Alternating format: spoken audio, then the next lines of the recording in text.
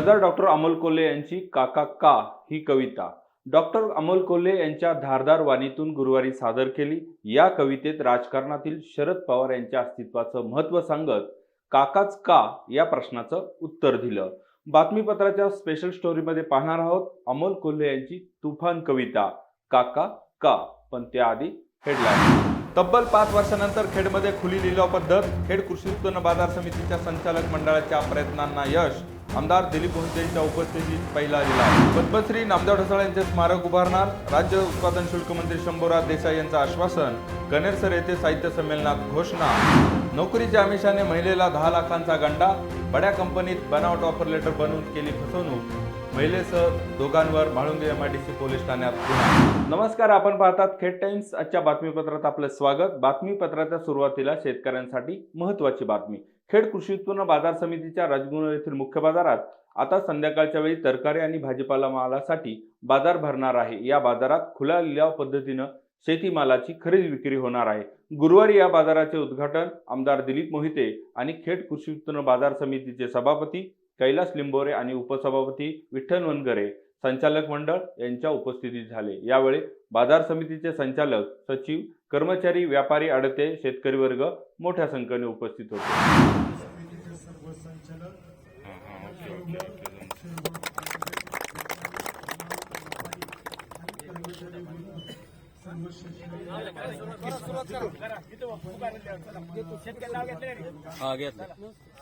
बोला रमेश शेठ, बोला 500, 551, 651, 700, 11, 25, 30, 40, 51, 800, 11, 811, 51, 860, 900, 900, चंदू शेठ सांडबोर। बातमी आहे खेड तालुक्याच्या अभिमानात भर घालणारी। पद्मश्री नामदेव ढसाळ यांच्या जयंती दिनानिमित्त दलित पॅन्थर आणि कुलस्वामिनी साहित्य परिषद यांच्या वतीनं कनेरसर येथे गुरुवारी साहित्य संमेलन आयोजित करण्यात आलं। राज्य उत्पादन शुल्क मंत्री शंभूराज देसाई यांच्या प्रमुख उपस्थितीत हे साहित्य संमेलन पार पडलं। पद्मश्री नामदेव ढसाळ यांचे भव्य स्मारक उभारणार असे आश्वासन शंभूराज देसाई यांनी दिले। यावेळी माजी खासदार शिवाजीराव आढळराव पाटील, अखिल भारतीय साहित्य संमेलनाचे माजी अध्यक्ष डॉक्टर श्रीपाल सबनीस आदी मान्यवर उपस्थित होते। तुम्हाला कोणी नोकरीचा आमिष दाखवून पैशाची मागणी करत असेल तर ही बातमी तुमच्यासाठी महत्त्वाची आहे। एका बड्या कंपनीत नोकरीला लावतो असे सांगून एका महिलेला 10 लाखांचा गंडा घालण्याचा धक्कादायक प्रकार निगोज येथे उघडकीस आला। या प्रकरणी म्हाळुंगे एमआयडीसी पोलीस ठाण्यात एका महिलेसह दोघांविरोधात गुन्हा नोंदवण्यात आला आहे। एका महिलेसह अभिषेक अशोक खालकर वय 29 पिंपरी चिंचवड मूळ नाशिक याच्या विरोधात गुन्हा नोंदवण्यात आला आहे।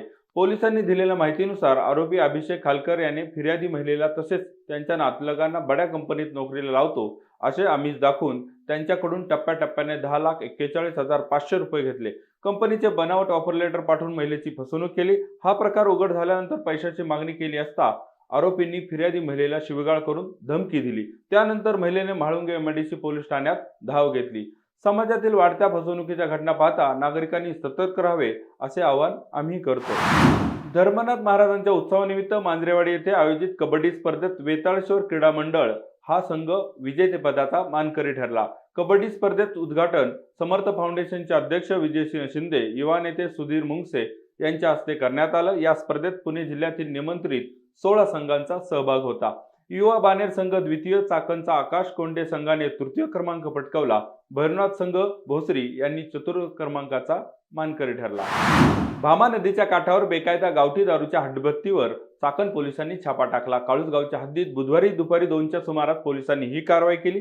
पोलिसांची चावल लागल्यानंतर आरोपीने धूम ठोकली। यावेळी गावठी दारूसाठी लागणारे 8,000 लिटर कच्चे रसायन पोलिसांनी हस्तगत केले। या कच्च्या रसायनाची किंमत अंदाजे 4 लाख रुपये आहे। या प्रकरणी आरोपी पृथ्वीराज उत्तरसिंह राठोड राहणार काळूस याच्या विरोधात चाकण पोलीस ठाण्यात गुन्हा नोंदवण्यात आला आहे। आता बातमी आहे गुन्हेगारी जगतातून। धारदार लोखंडी हत्याराने दहशत निर्माण करणाऱ्याला खेड पोलिसांनी ताब्यात घेतलं।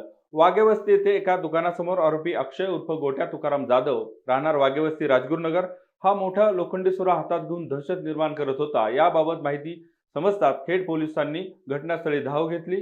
खेड पोलीस ठाण्याचे पोलीस नाईक प्रवीण गेंगजे आणि पोलीस शिपाई संजय पावडे यांनी घटनास्थळी धाव घेत आरोपीला ताब्यात घेतलं। या प्रकरणी खेड पोलीस ठाण्यात गुन्हाही नोंदवण्यात आला आहे। या गुन्ह्यातील आरोपी हा सराईत गुन्हेगार असून त्याच्यावर यापूर्वी गंभीर स्वरूपाचे गुन्हे दाखल आहेत। आरोपी हा पोलीस स्टेशनच्या रेकॉर्डवर असून रात्री घटनास्थळावर पळून जात असताना पोलिसांनी त्याचा पाठलाग केला आणि त्याला मोठ्या शिताफीनं पकडलं। त्यावेळी पोलीस नाईक प्रवीण गेंगजे यांनी पाठलाग करून त्याला मोठ्या शिताफीनं पकडलं आणि त्याच्या कमरेला लावलेला धारदार सुरा पोलिसांनी जप्त केला। या प्रकरणी पोलीस हवालदार संदीप लांडे तपास करत आहेत। आता वळूया आजच्या आपल्या स्पेशल स्टोरीकडे। राष्ट्रवादी काँग्रेसमधील फुटीनंतर बहुतांश नेते मंडळी अजित पवारांसोबत गेले आहेत, पण प्रदेशाध्यक्ष जयंत पाटील, खासदार डॉक्टर अमोल कोल्हे यांच्यासारखे काही नेते शरद पवारांशी एकनिष्ठ राहिलेत।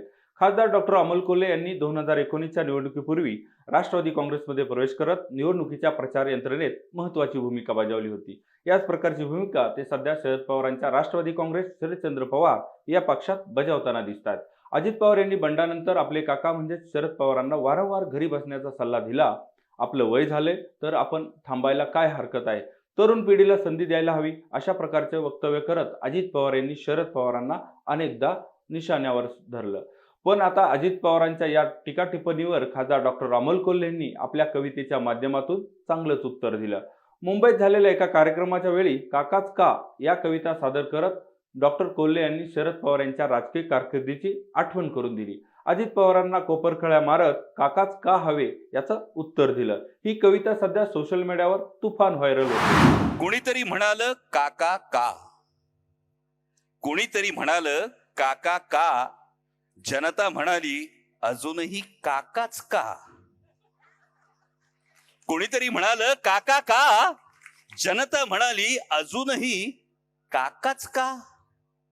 पक्ष मिळाला, चिन्ह मिळालं, सगळं मनासारखं झालं, तरी अजूनही काका का काका। बोलवता धनी पुरेपूर जाणतो, जे कोण बोलत असतील, बोलवता धनी पुरेपूर जाणतो काका का, पण महाराष्ट्राला पक्क ठाऊक आहे काकाच का।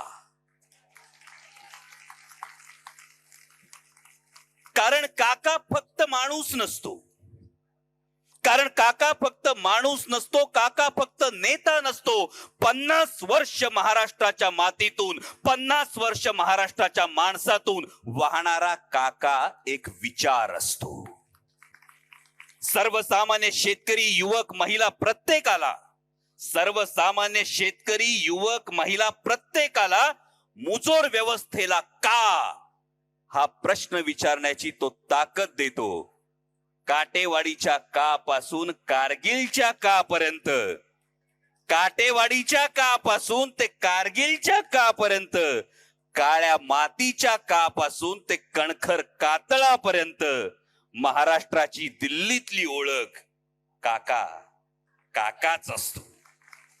कांदा कांदा कापसापासून कारखान्याच्या कापर्यंत, कांदा कापूस कारखान्याच्या कापर्यंत प्रत्येकाचा आधार काका असतो। शेताच्या बांधावर काका असतो, विचारवंतांच्या बैठकीत काका असतो, उद्योगधंद्यांच्या धोरणात काका असतो, आणि म्हणून महाराष्ट्राचा अभिमान काका असतो। आणि म्हणूनच हे पुढचं फार महत्वाचं आहे। हे का होतं, का घडतं हे समजून घेण्यासाठी पुढच्या ओळी फार महत्वाच्या आहे। शेताच्या बांधावर काका असतो, विचारवंतांच्या बैठकीत काका असतो, उद्योगधंद्यांच्या धोरणात काका असतो, महाराष्ट्राचा अभिमान काका असतो। आणि म्हणूनच दिल्लीला महाराष्ट्राला झुकवण्यासाठी काका हवा असतो, आणि महाराष्ट्राला, म्हणूनच दिल्लीला महाराष्ट्राला झुकवण्यासाठी काका हवा असतो, आणि महाराष्ट्राला स्वाभिमानानं लढण्यासाठी काकाच हवा असतो। म्हणूनच काका का, म्हणूनच काका का हा प्रश्न जरी कुणाला पडतो, तरी का काका आणि काकाच का हे स्वाभिमानी महाराष्ट्र पुरेपूर जाणतो, हे स्वाभिमानी महाराष्ट्र पुरेपूर जाणतो। धन्यवाद। जय शिवराय। राष्ट्रवादी काँग्रेस शरदचंद्र पवार गटासाठी डॉक्टर अमोल कोल्हे हे महत्त्वाची भूमिका बजावताना दिसतात। या सगळ्यात ते आपल्या लोकसभेच्या वाटेवरचे काटे हळूहळू बाजूला सारण्याचा प्रयत्न तर करत नाहीत ना।